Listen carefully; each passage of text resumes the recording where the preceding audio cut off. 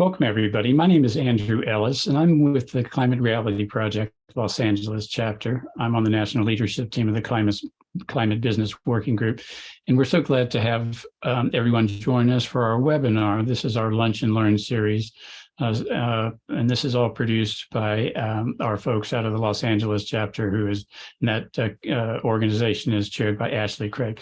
Welcome, Ashley, and welcome to our panelists, Georgia, Maravik, John Charles, and Lawrence.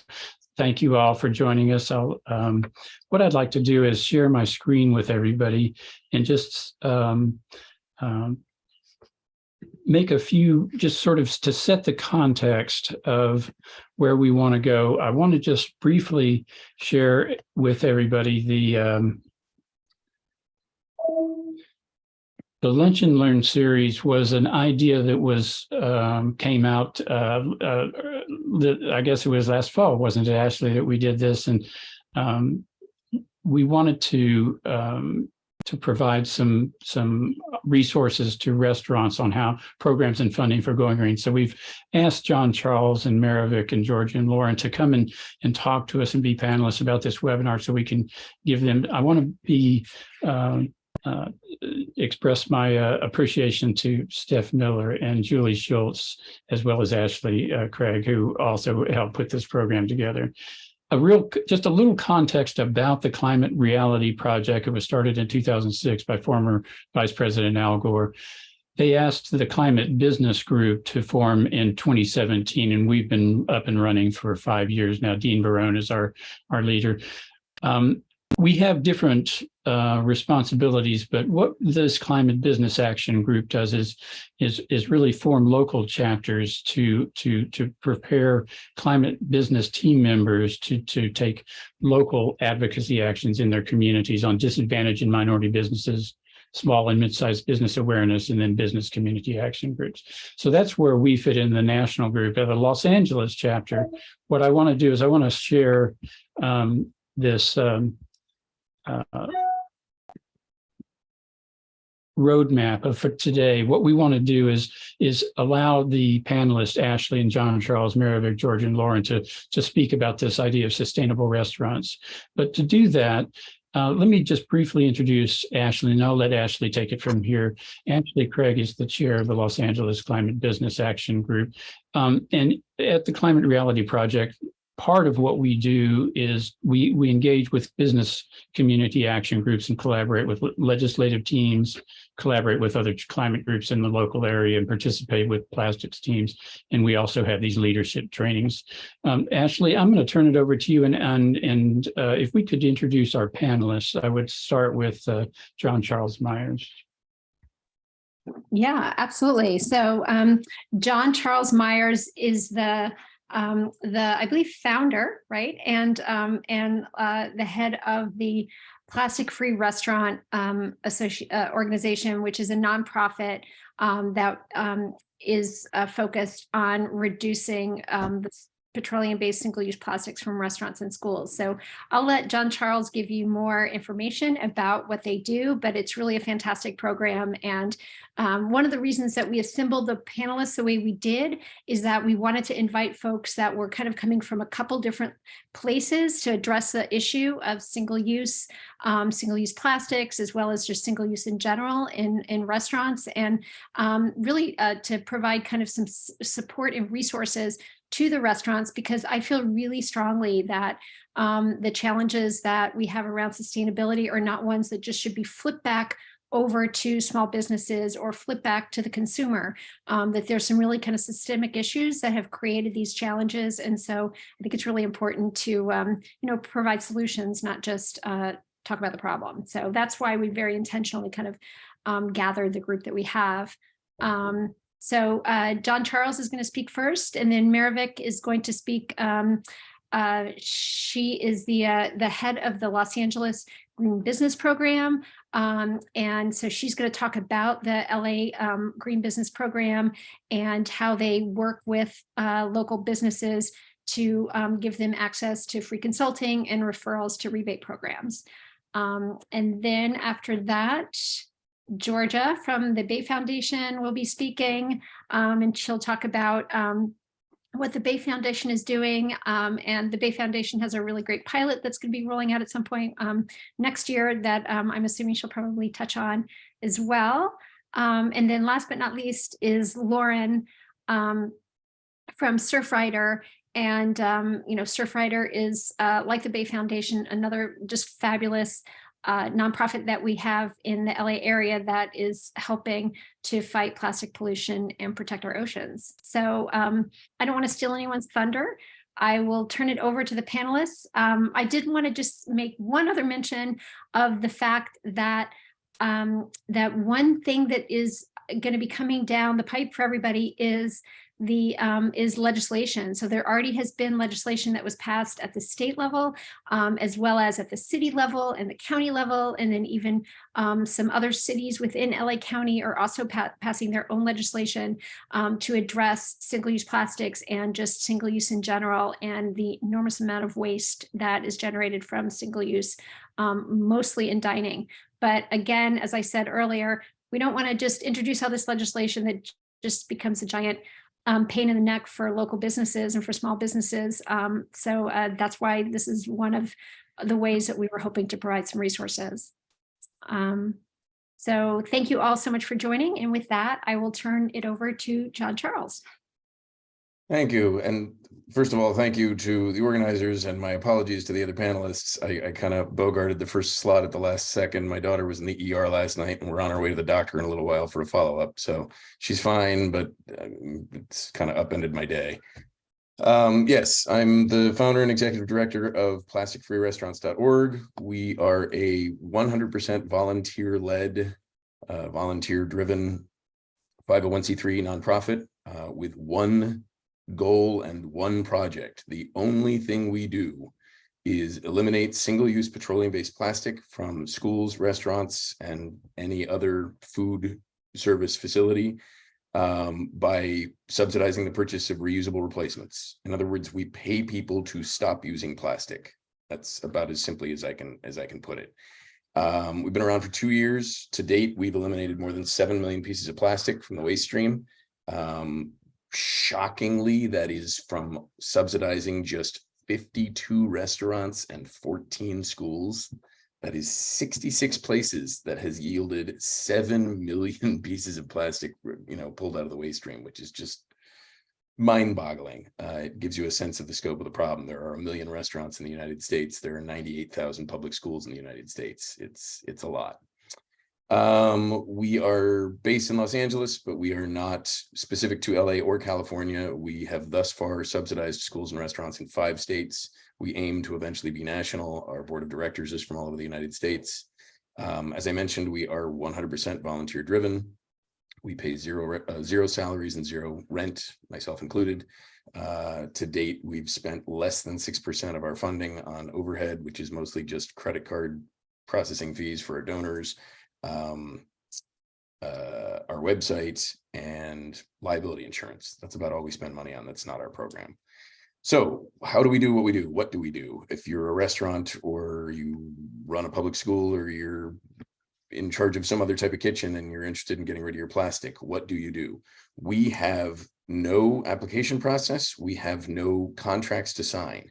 The only thing we ask for is recent invoices, ideally the last 2 to 3 months, showing the single-use petroleum-based plastic purchases that you've made for the items that you expect to be eliminating by adopting reusable foodware. We do not require our subsidy recipients to go 100% plastic free. If you use plastic forks and spoons and cups and plates, and all you can get rid of right now is the utensils, great, we'll help.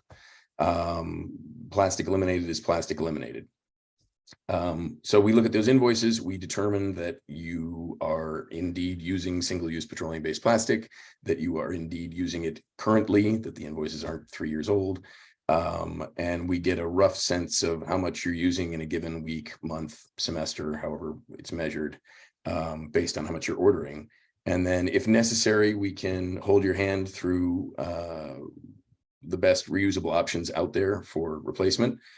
Sometimes restaurants already know what they want. Sometimes they know which suppliers they want to work with. We don't tell anybody who to work with. We have recommendations that we're happy to provide, but we don't tell anybody where to go. And then typically with restaurants, they buy the stuff ahead of time and we reimburse after the fact. With schools, frequently we buy the stuff outright and just have it shipped directly to school. We can operate either way. Our subsidy amounts vary just slightly between schools and restaurants, or between nonprofit entities and for-profit entities. It's really just a very thin layer of the onion. For schools and nonprofits, we will cover 100% of the cost. For restaurants, we will cover 100% of the cost minus the cost of one more single-use item that you would otherwise be using. So if you're replacing a 15-cent clamshell, that's a bad example, let's say a 40-cent clamshell, 40-cent plastic clamshell with a $4 reusable container, our subsidy to you would start with a baseline of $4 minus 40 cents, so $3.60. It works out to a 90%, 95% subsidy instead of 100% subsidy, essentially. The only other wrinkles are that the subsidy is the subsidy is 100% if the reusable items do not contain any virgin plastic. So there are plenty of reusable items out there, melamine among them, that either are plastic or contain plastic. If the reusable item you choose contains plastic, then our subsidy only goes to 25%. We will subsidize reusable plastics. We don't like them. We tried to discourage them, but we will subsidize them because reusable is still better than single use.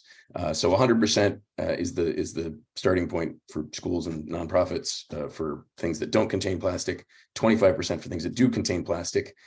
There is no cap on the number of items that we will subsidize, provided that we can be convinced that the number of reusable items you're proposing to buy makes sense. If a restaurant says, if we look at receipts or invoices and we see that a restaurant is going through 200 plastic cups a day, and they tell us they want to buy 1,000 stainless steel cups, well, that doesn't make any sense. You should be washing the stainless steel cups. You don't need 1,000. So provided that we can be, convinced that they're necessary, there's no cap on the number of items. There are caps on the dollar amount per item. For reusables that don't contain plastic, it's up to $5 per item. For reusables that do contain plastic, it's up to $1 per item. The only thing thus far that's really been capped has been stainless steel trays for public schools. Those typically run $8, $9, $10, $12. So we've found a supplier we quite like that does them for us at a bulk rate of $8 per tray, including shipping. We cover $5 of that. The school's on the hook for $3 per tray. That's a pretty good example. I think that's pretty much it for our pitch, what we do. We try to make it as simple and painless as possible. There are obviously other barriers, change among them. Restaurant owners and schools fear change. This is how we've done it for the last 6 months. This is how we've done it since COVID started. This is how we've done it for 30 years. Changing that means changing labor practices, changing kitchen setup, changing inventory, storage, what have you. But when we can get them past that barrier, typically cost is the next big hurdle, and that's what we eliminate from the equation, and that's why we're here. That's pretty much all we do. Somebody just popped up in the chat. Is that for me? No. What about cities with ordinances? The participant asked. Thank you, Sandrine. Hi, Sandrine. Yes, right. So our only disqualifier, the only thing that makes an otherwise eligible school, restaurant, kitchen ineligible is an existing municipal, county, state law that mandates that they eliminate the plastic that they're proposing to eliminate. So if somebody calls us up and says, hey, my city council just passed an ordinance banning styrofoam, can you help me get rid of my styrofoam? The answer is probably no. There's a tiny bit of wiggle room in that city councils frequently pass these laws 18 months, 2 years in advance. So if somebody calls us up and says, hey, they passed this law last week, it doesn't go into effect until 2025. Yeah, we can help. If you're ready to go right now, sure, we'll help you with that transition. If you call and you say, they passed the law 18 months ago and it goes into effect next month and we got to do it now, sorry, you're on your own. We only subsidize elective choices. Thank you, Sandrine. That's actually a great question. And I really appreciate how you all are approaching that. It's also, I think, a great way to motivate schools and businesses to participate and to work with you, because it's moving in that direction.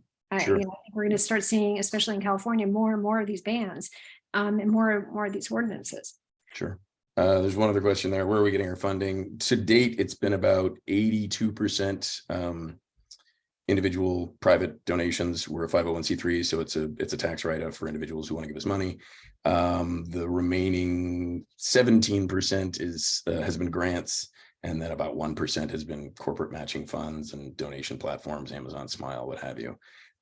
We just started yesterday. I'm very excited to announce, though I can't really say the details just yet. One of the members of my board of directors is a senior partner at a big deal business consulting firm, and he got his firm to agree to sequester a team for 6 weeks of pro bono work on our behalf, which started yesterday. So I have a team of business consultants telling me how to do this better, basically, for the next 6 weeks, which I'm very excited about. So I'm hopeful that our fundraising and specifically our corporate outreach is gonna ramp up very soon. That's fantastic. That's super exciting. And yeah, I love the program. This is fantastic. And I can't remember if you mentioned, is there like an overall cap, like that you don't typically go above? I mean, typically go above. I think the biggest subsidy we've done for a single school district thus far has been about $5,000 or $6,000, but that's not a hard cap. That's how big it's gotten so far. No, there's a cap on the individual items. So we don't go over $5 per item. If a $8 tray, if somebody buys an $8 tray and wants that subsidized, we cover 5, they cover 3. But there is no cap on the number of items, provided that we can be convinced that such a number is necessary. That's fantastic. If a chain approaches us, we have thus far said that we will only subsidize up to 3 locations. So, you know, if a regional chain with 50 restaurants comes to us and it's got one parent owner, we'll cover 3 restaurants and we'll do a pilot program for them. And then if they're happy with it and it works, we can say to them, you can probably afford to do the other 47 on your own. Right. Mostly just because we don't want to tie up all our funds with a single entity, single corporation. Right. Absolutely. This is anywhere in the United States. Somebody just asked if it's only in California. We will go wherever the interest takes us. Thus far, we've subsidized schools in California, Oregon, Massachusetts, Connecticut, and Washington State. That's really terrific. Have you worked with any universities? Or they just had a couple of conversations. Lots of conversations with people that don't go anywhere. I mean, across the board. So a couple of universities I've talked to, but nobody's bit yet. Along those lines, like what percentage would you say, just roughly, how many conversations actually turn into action? That's a really good question. I can't answer that super accurately because we have 2 nonprofit partners that do a lot of the recruiting for us, especially on the restaurant side of things. So I don't know their numbers. I don't know whether they're 1 for 5 or 1 for 2. Certainly I can speak to schools and speak to my own experience and say that it's probably below 25%. I have a lot of conversations that don't end up go anywhere. Subsidies. Yeah. And many of those conversations are very enthusiastic at the beginning. Free money? Are you kidding me? Yeah, all right, we're going to send you the invoices right away. And then crickets. So Darshana has a question, John Charles. Yes. Oh, sorry. I don't see it. I don't see another question. A hand raised. Sorry. What's the question? Darshana wants to ask the question. And actually, sorry, there were a couple other questions. I'm not doing a very good job. I was just looking at the chat. If you all could, if you could type your question, that would be the easiest way to do this, if you don't mind. Can you share what replacements for petroleum-based items and what they're made of? Sure. We encourage stainless steel, glass, bamboo, wood, anything that's not plastic. Typically, most of what we've done so far has been stainless steel. We have done some melamine, we have done some glass, we have done some porcelain, ceramic, whatever. And actually a breakdown of exactly what we've done so far is on the impact page of our website if you want to take a look. But it's mostly stainless steel. When we subsidize schools, we insist that they get the stainless steel items tested for metals composition, because the vast majority of stainless steel is not manufactured in the United States, and there are shockingly few controls on what goes into the metal that gets imported into the US. So we want to make sure that we're not subsidizing, forks that have lead in them, for example. So those have to get metals tested, at least if it's a new supplier. I feel like I got off track from what the question was. Sorry. No, I think that does answer the question. And then I think Jeannie can also look, if you want to see more detail, you can look on the Impact page of our website. website. Somebody is also asking, I want to help my church transition, go plastic free. That's fantastic. Anonymous attendee. I love that. What products can I recommend to them? But I think there's not seeing what to substitute on your website, but it sounds like it is there just under a. There on the FAQ page, there are some suggestions. There's also a tab called resources for consumers. That's pretty helpful along those lines. One thing I was going to say on my last answer, there are a handful of suppliers whose products we quite like that we recommend when we can. Ahimsa is number one on the list. They make trays and utensils. They're based in Indiana, but they manufacture in India. Their stuff tests very highly. They were founded by a pediatrician who started the company basically for health reasons, not environmental. And her products are fantastic. We've also used cups from green steel, bowls from American Metalcraft, and I'm forgetting one more category. Anyway. Okay, that's really helpful. Is HIMSA, HIMSA? Ahimsa, AHIMSA. Okay, awesome. That's great. That's great to know. And then Darshana, I can probably answer the question. You wanted to know, do you use biodegradable cutleries? That's you're not substituting single use for single use, right? You're going Correct. We only substitute reusable for single use. We don't advertise it much, but we will subsidize switches from compostable products that contain PFAS to reusables. It's still single use to reusable, but those products don't, strictly speaking, contain plastic. PFAS is arguably gnarlier than plastic, so we've added that to the things that we will subsidize. But our focus is plastic, so that's typically what we've mostly done. And then probably our last question, the cost difference between petroleum-based products and non-petroleum-based products. That's probably. It can be pretty substantial. I mean, if you're talking about reusable and reusable, then yeah, like a plastic box versus a stainless steel box can be dollars different. To some degree, that's where we come in. We give you most, if not all, of the money toward those things. But yeah, the plastic stuff can be cheaper. The thing is, the plastic stuff isn't going to last as long. And when it has to be disposed of, it probably won't be recycled. So eventually you're just adding to the waste stream again. The stainless steel stuff will, generally speaking, last a lot longer. Okay, let's do one last question. And then John Charles, you can head off to care for your child who. I'll stick on for a few more minutes. I don't have to leave till 3:45. But again, thank you for letting me do this. And I'm sorry to everybody else. No worries. Last question, what sort of follow-up, or do you do any follow-up that you offer after you set up the reusables? So do you know if participants are still using the reusable after 6 months or longer? Very fair question. It's tough because we're entirely volunteer driven and we're trying to do this across the country. Fortunately, a lot of our placements have gone through nonprofit partners. So we ask them to follow up and have the boots on the ground to take a look and see if the schools are doing it. We did have one school district that just stuck everything in storage and didn't use it for 6 months, which made us crazy. Actually, I mentioned the largest subsidy we've done. That was it. It was the largest subsidy we've done. And they stuck all the stuff we bought them in a closet until our nonprofit partner that recruited them essentially went on a repo mission. They said, okay, well, we've got another school lined up, so we're just going to come and take your stuff. And the school went, whoa, okay, we'll start using it. They did actually reclaim some of it and took it to another school district and said, look, if you guys get it together and start using what we've left behind, we'll fill in the rest. And so I think that's about where we are with them. We try to follow up. We also offer a 1 year and 2 year anniversary subsidy, restocking subsidy. So let's say a school, schools have loss, theft, damage, kids throw out forks, kids walk off with a cup, whatever. Up to 20% of what your original subsidy was 1 year on the 1 year and 2 year anniversary of your original subsidy to replace stock that you've lost, or up to 30% if your kitchen composts its food scraps. So that's another way for us to follow up is a year later, you know, hey, show us some photos of what you're doing, show us some evidence that you're still using this stuff. And by the way, do you need a little more money to round out your stock? That's fantastic. So I know there were a couple more questions. I'm sorry we can't get to all of them, but Sure, we yeah, have I feel a like couple we're more going over time anyway. panelists. So this is fantastic, John Charles. I really appreciate it. So we're going to move on to Maravik.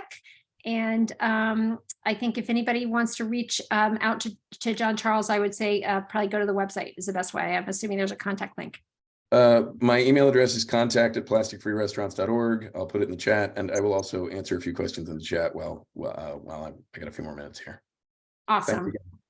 Thank you so much, John Charles. I hope your kiddo is all good. So moving on to Maravik with the LA Green Business Program.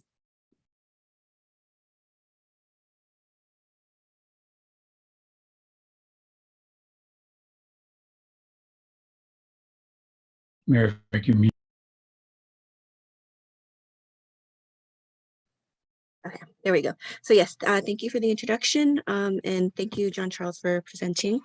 So yes, my name is Maravik Sibelio. I've been managing the LA Green Business Program since the beginning of the pandemic. We did everything virtually for the last couple of years, and so now we're starting to do our site visits in person. Let's see, hopefully this is moving. I don't know why it's not moving now. Okay, so I have about 3 questions throughout the presentation. So I just wanted to get a little bit of audience interaction. So get your cell phones ready because there will be a QR code where you can answer a question. I'll give you guys about 20 seconds. It's really quick, but it'll be in the next few slides. So just get those ready. The Los Angeles Green Business Program is actually part of a larger network under the California Green Business. We are over 40 cities and counties that collaborate together to establish a standardized checklist, and they're tailored per business type. So for example, in Los Angeles, we cover businesses that are breweries, food manufacturers, hotels, janitorial services, restaurants, retail stores, and salon services. And so this is kind of, these are the categories in the database that we use statewide. So a restaurant certified in Los Angeles will have met the same measures as a restaurant certified in San Francisco. And so every single measure that we've developed under a checklist would fall under each of these categories, which is energy, pollution prevention, solid waste, transportation, wastewater, water, and community. And so I'm just going to go over one example of under each of these categories in the next slides. So here's your, get your cell phones ready for the QR code. And if you can answer this question, then I'll give you guys just about 20 seconds if you can. Hopefully that'll work. So what organization promotes energy conservation? Hopefully it's working for you. If not, I can also move on to the next question. I'll give it a few more seconds.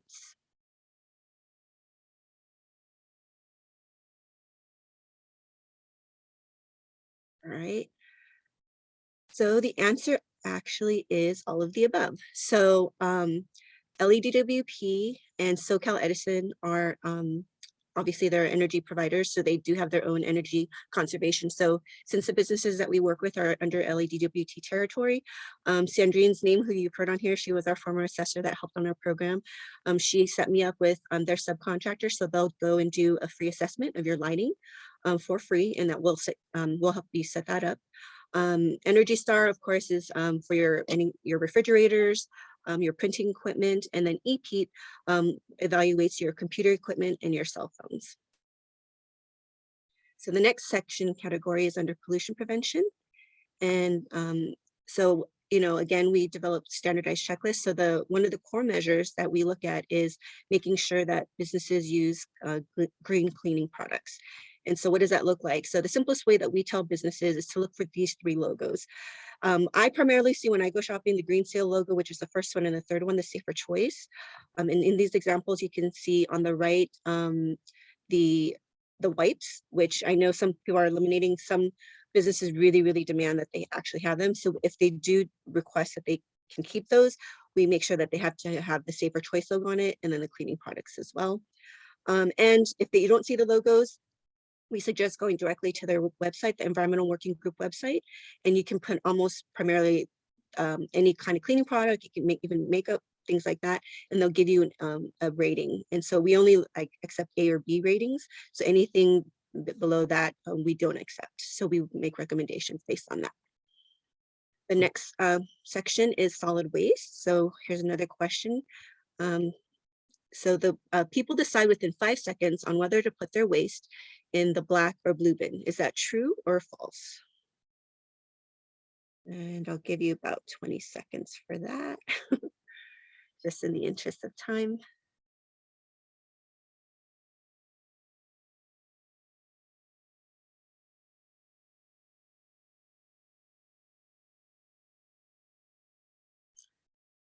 So that one is actually true. And the reason I brought this question up is because one of the measures that we require is that you co-locate your trash, recycling, and composting bins. Reason being, if somebody has an aluminum can and they're standing in front of a trash can, there's no recycling bin to be seen. They're going to, it's human nature, they're just going to dump in the trash. Vice versa, if they have trash and they're standing in front of a recycling bin with no trash to be seen, they're going to contaminate the recycling and they're going to put the trash in the blue bin. So that's one of the measures. Another thing, kind of like what Ashley was talking about, the new local mandates. So unfortunately now for City of Los Angeles in December, unfortunately, we did pass the expanded polystyrene ordinance. However, unlike what John Charles said, it is going to be effective this year. So I don't know if they'll be eligible for that program, but I know Georgia's going to mention a micro grant program regarding reusables in her presentation, I believe. She'll be touching upon that. And then they're also expanding the single-use carry-out bag ban, which was only for grocery stores. Now it's going to be expanded to other business type stores, which includes restaurants. And so that one, it did take effect actually starting yesterday. And in regards to the expanded polystyrene, the team working on these local mandates, they are creating an EPS replacement guide, an alternative guide, and they're hoping to have that out by early to mid-February, because the EPS ordinance is going to be in effect in April of this year. The next category is under transportation. So one of the things that we ask businesses is to share these eco-driving practices with their staff, especially if they have delivery drivers, to make sure that they're driving in a way that is the most gas economical. The other option also is to actually research EV charging stations that are close to their business, so they can at least encourage their employees to use their electric vehicles, or their customers, so they can encourage customers using those vehicles near them. The next category is wastewater.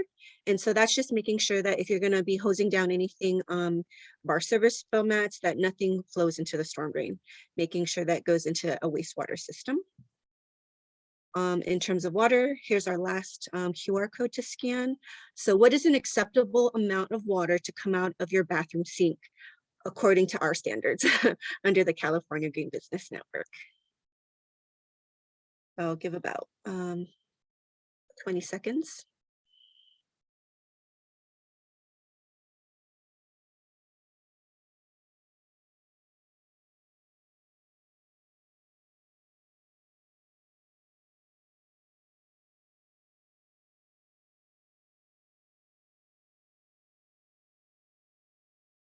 Okay.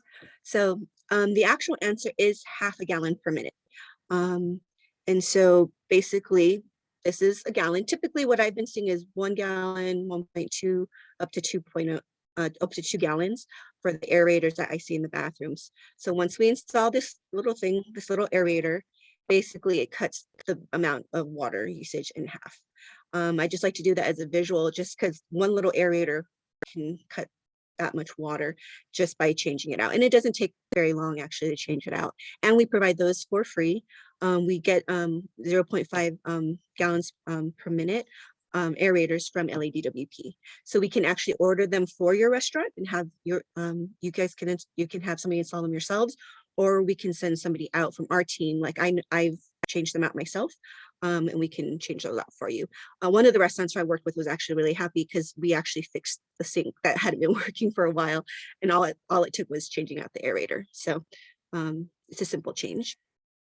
And then last is community. So here under the Green Business Network, you are trying to build a community. So the first core measure is to actually just do an introduction to another business that has not been certified. They don't have to sign up, but it's just at least sharing the information with them that this program exists. And then the seventh one under that category is to actually support another green business. So if your restaurant gets certified under our program, then you get put on the directory and we get to support you and promote you to other businesses as well. So opportunities for rebates. So fortunately for us, the CGBN applied for EPA funding. It is first come, first serve until all the funds are used, and it's a maximum of $500 per business. And that $500 is to be used if something needs to be purchased, because we don't, we've tried our best to not have businesses pay anything out of pocket since we are a free program. So if your cleaning products don't meet our standards, you have up to $500, to purchase cleaning products, or again, anything else, recycled content toilet paper or anything like that. And so you just would have to save your receipts, make sure that we approve it first before you make any purchase to make sure that, it does meet the standards, kind of like what John Charles was talking about. We want to verify and make sure that it is a product that we will be approved, because we would hate to say, oh, sorry, you spent $200, but we can't approve that, that product. And then how do you sign up? We can send out this link. It's basically greenbiztracker.org/business/registration. And then what that looks like is it's basically asks your initial contact information, your business location address, so we can verify that you're actually in the city of Los Angeles. If not, Sandrine, who is on this webinar, she's handling anything outside of the city of LA boundaries as well. And then we ask some stuff about your permits and how did you learn about the program, which is hopefully here. And then the program benefits. So again, it's free environmental consulting. We hope to help save you money on your waste, energy, and water bills, conserve resources and protect the environment. And one of my favorites is a healthier work environment for employees. And other than that, my name is Marvick Sibelio, and you can reach me at san.greenbizla@lacity.org. And I think in the interest of time, I think I might just do what John Charles said. If you have any questions, we can just put them in the chat and I'll answer. Yeah, thank you so much, Marvick. I was going to suggest that because we want to make sure we have the full 10 minutes for Georgia and 10 minutes for Lauren. So if we can move on to, I think Georgia was going next, right? Yes. Okay. So Georgia, take it away. Sure. Thank you. Apologize for not doing a good job of keeping us on time. Oh, no worries at all. Okay. Are you guys seeing my screen? Yes, we are. Yes. Okay. All right. Well, hey, everybody. Thank you for being here. My name is Georgia Tugnoli, and I'm with the Bay Foundation. And I'm just going to kind of share in the next 10 minutes or so a little bit about the Bay Foundation's history working with restaurants and kind of how that's informed our work that we're moving forward this year with some awesome partners. So real quick, just a little bit about the Bay Foundation, who we are. We're a nonprofit based here in Los Angeles that's on a mission to restore and enhance the Santa Monica Bay and its watershed. So, LA County is our largest county in the United States by population. It's a county home to incredible fresh food and so many amazing restaurants. And it's also a county that's booming with, being a global hotspot for biodiversity. So we have so many vital ecosystems that are home to over 5,000 plants and species, including over 52 endangered species. So we have programs that restore our coastal beaches and restore kelp forest off the coast of Santa Monica Bay. But we also have projects that collaborate with businesses, schools, communities to really enhance stewardship and prevent pollution. And so to that end, I work with our environmental engagement team and community partners to move work forward that ultimately improves water quality, public health, and our ecosystem. So kind of going back in time a little bit, in 2008, a program that the Bay Foundation launched was called Clean Bay Certified. And this program basically worked with cities in the LA area to recognize restaurants in their region that were being environmentally proactive by integrating sustainability and some pollution prevention mechanisms into their operations. So this certification specifically kind of targets improving water quality through preventing stormwater pollution prevention or stormwater runoff pollution, So the Bay Foundation worked with cities to essentially create this checklist that looked over some best management practices to prevent that pollution. And it's active in the 11 cities that are listed at the bottom of this slide. So cities in these areas will bring this checklist when they're running their municipal stormwater inspections annually and recognize restaurants in their areas that are going above what's legally required.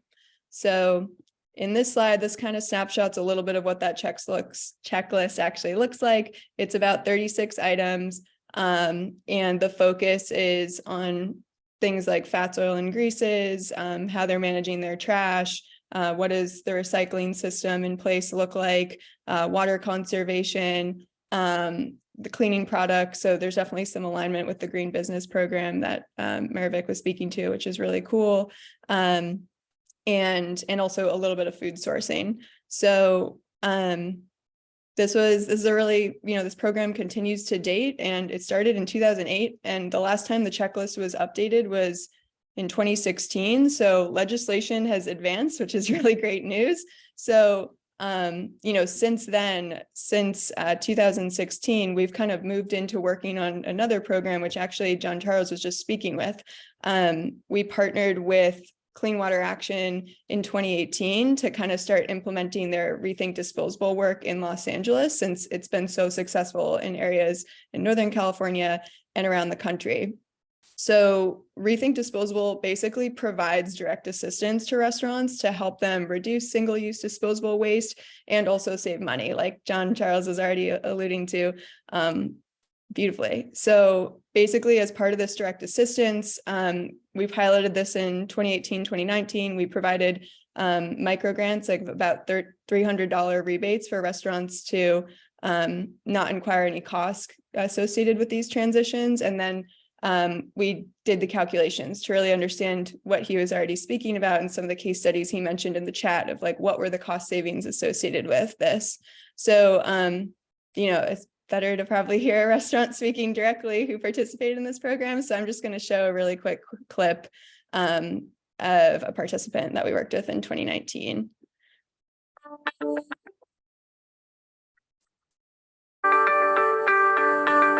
Hello, my name is Gus. I am the owner of Gus Mexican Grill. We serve authentic Mexican food right here.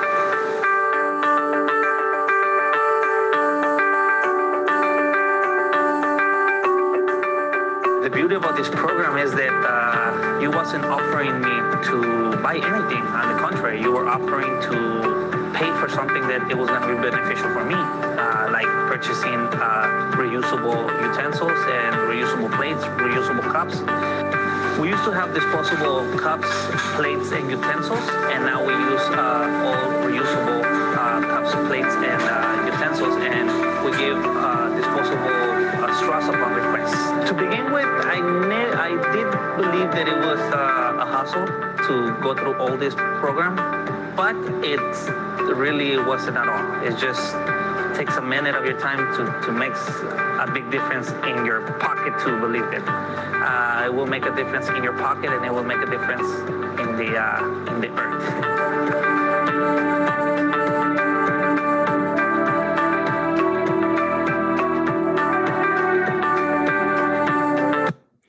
All right, well, that's just a little bit of a teaser, but as you can see, that kind of snapshot some of the conversion numbers from disposable utensils to stainless steel.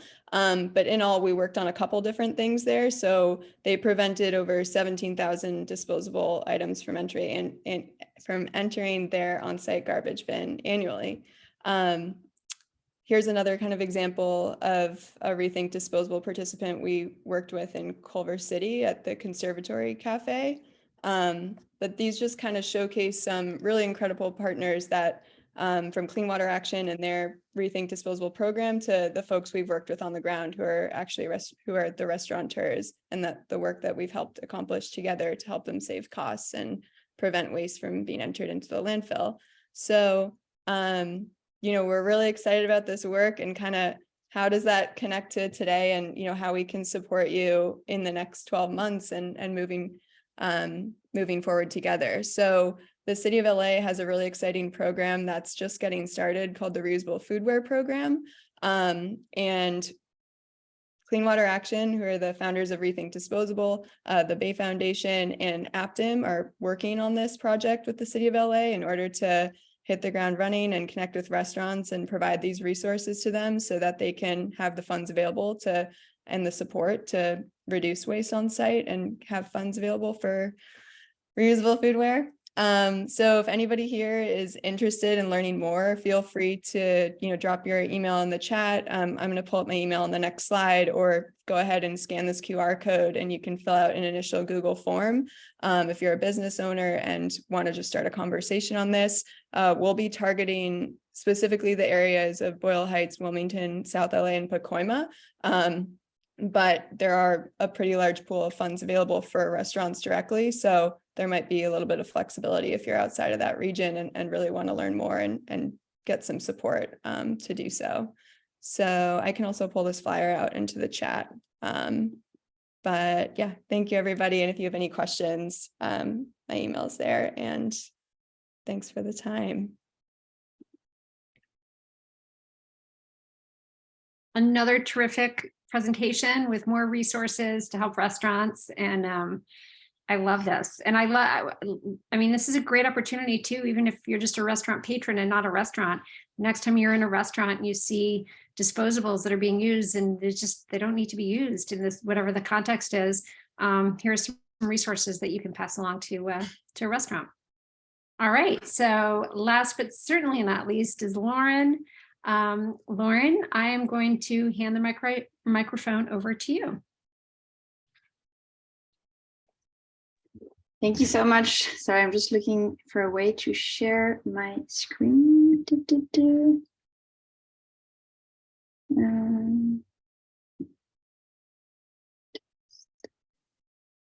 you see the green in the middle of your screen at the bottom?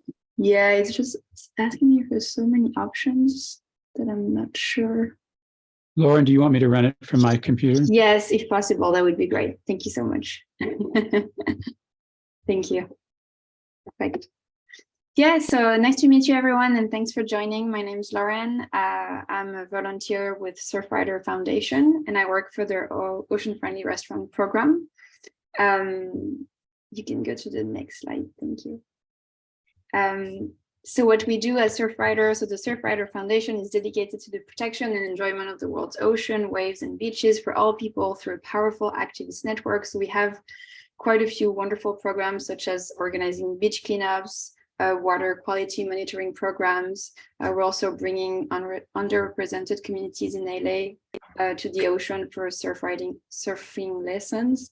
And basically, we're trying to stop plastic before it gets to the ocean. And so I work with a program called Ocean Friendly Restaurants in LA. The next slide is just to present our wonderful team, all female. So I have a co-lead called Darcy and me, and then we have Noara, Eugenia, and Melania leading OFR. Next slide. So what's the Ocean Friendly Restaurant Program? So basically the program helps restaurants work towards ocean friendly goals that are both beneficial to the restaurant and to the environment.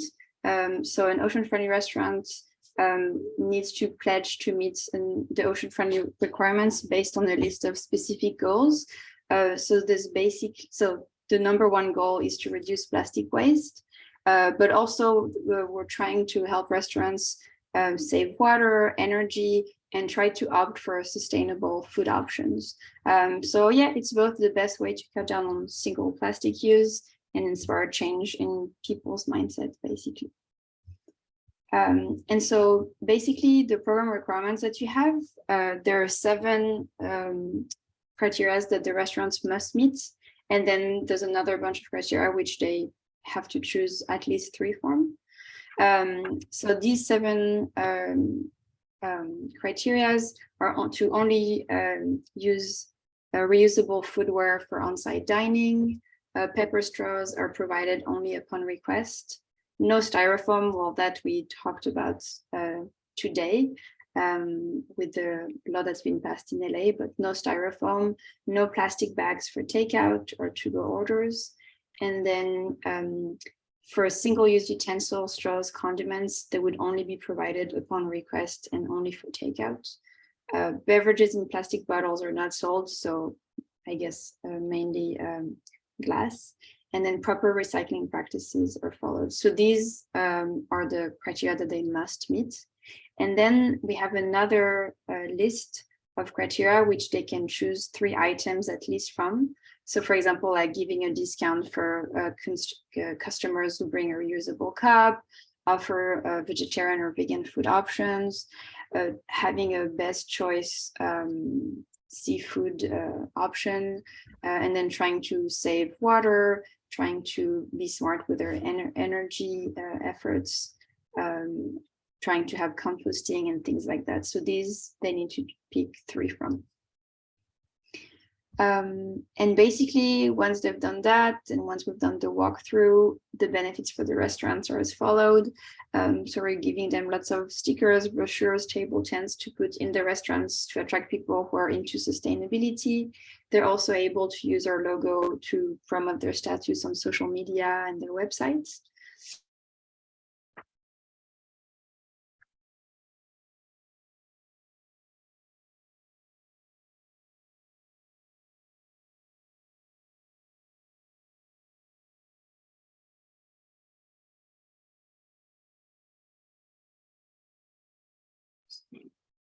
Did somebody freeze? Did I freeze? Did Lauren freeze? I think I'm frozen here. Lauren, go. Keep going. There we go.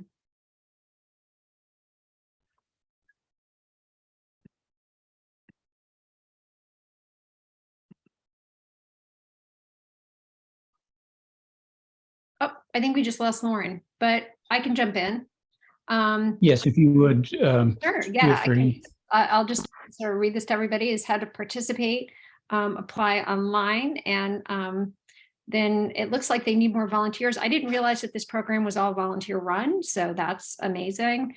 So if anybody out there has or knows of anyone with marketing savvy, definitely not me, you know, can work help on the volunteer side, or to you know, restaurant sign up and volunteers recruitment. It sounds like they could really use more of our support. And I mean, just on the restaurant sign up piece, like I said, I feel like I need to, you know, have some of this information at the ready, and the next time I go into one of my local restaurants, offer this up, because I have a great local Mexican restaurant that I think uses quite a bit of plastics, even for their the folks that are dining in. So I think, you know, again, offering a solution is always so great. We can go to the next slide. I'm going to advance this forward, Ashley, to see if Lauren has. Yeah, I think that was the end of Lauren's presentation. We'll get Lauren back on the line here, but we certainly appreciate her presentation, and the Surfrider is a great organization. Ashley, take it away. Yeah, absolutely. So we do have 5 more minutes for you know, any other questions. It looks like Darshana is asking. Sandrine had a comment in there. Let me look and see if there are any questions. Mary Becker. Darshana's had her hand up for a while. Darshana, do you have a comment or a question? She you may have to give her permission. Yeah, let me see if I can authorize you to speak, Darshana. Oh, Lauren's back. Go ahead, Darshana.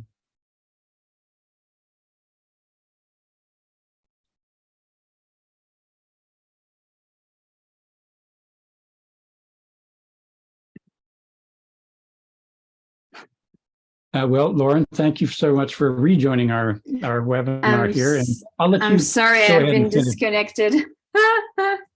No, you feel free to finish your comments to Lauren, and we will give you the floor as long as you need it. I'm sorry about that. I don't know what happened really. So I've been saying that, yeah, your restaurant will be featured on our map, on our website, but also on our hyperlink on our Instagram accounts. And then there's this cool feature on Postmates and OpenTable, where if you type Ocean Friendly, you can see all the restaurants who are part of our program. We'll talk about you as well on social media. And then every time we'll have, you know, a meeting with our team and anything like this, any launch parties that we have will come to your restaurants that will be bringing business on weeknights, basically, to our OFRs. So if you're interested in joining the program, I can share our link with you, and you can just apply online. Yeah, that's it. Thank you so much. And sorry about the the bug. No, it happens all the time, Lauren, and we're so glad you were able to rejoin us. I've introduced Charles Miller, who is our brand new chapter chair for the Los Angeles chapter. Welcome, Charles, and thank you for joining us. Darshana, I've allowed you to speak so you can ask your question to our panelists. Thank you, Andrew. Okay, so Lauren, I have a question. How many clients you have? I mean, this is a great program. I love it. I mean, I wish it is. I wish people follow here in Texas, but you know, I don't Thank you anymore.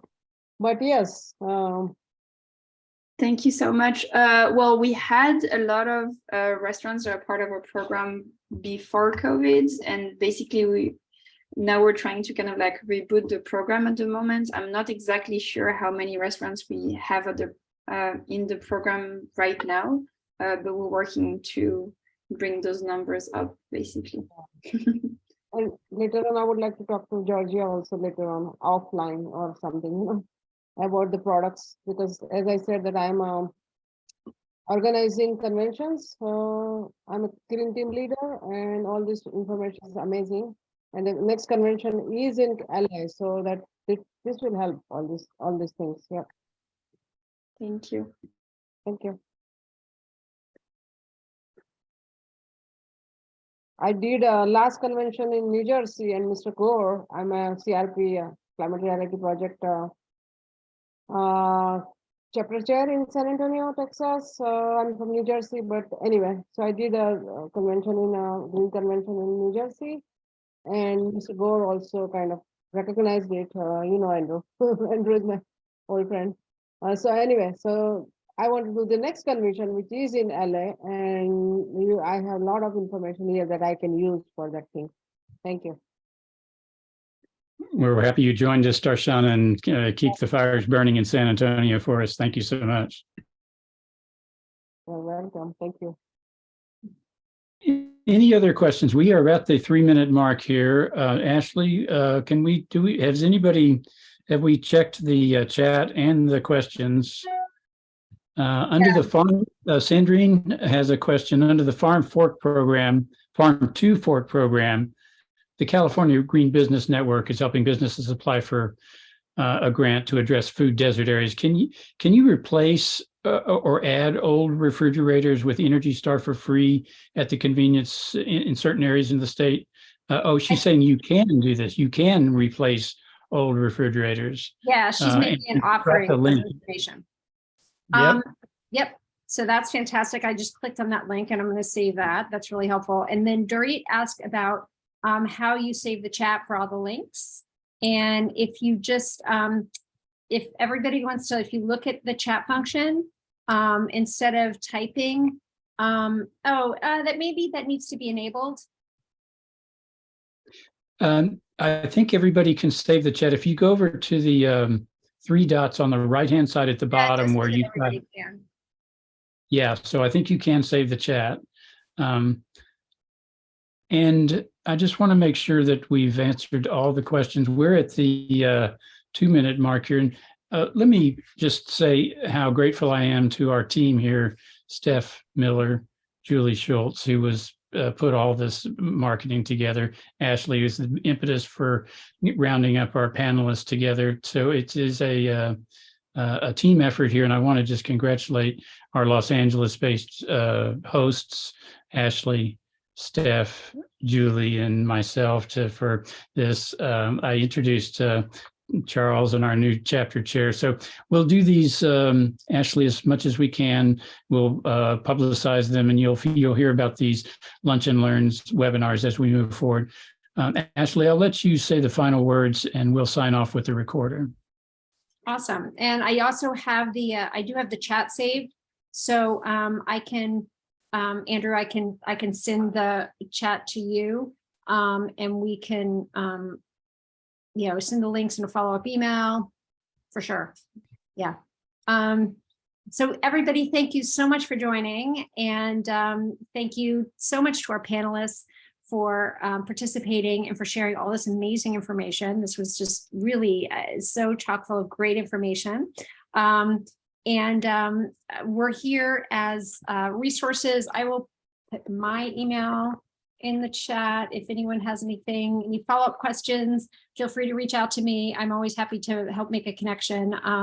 So thank you all so much for joining. And if you have any thoughts or ideas of other things you would like to see the Climate Business Group focusing on for future webinars, please let us know. And again, a giant thank you to all of our panelists for not only presenting today, that's just like a tiny part, but for actually doing all the phenomenal work that you're doing out in the communities. So thank you. Awesome. All right.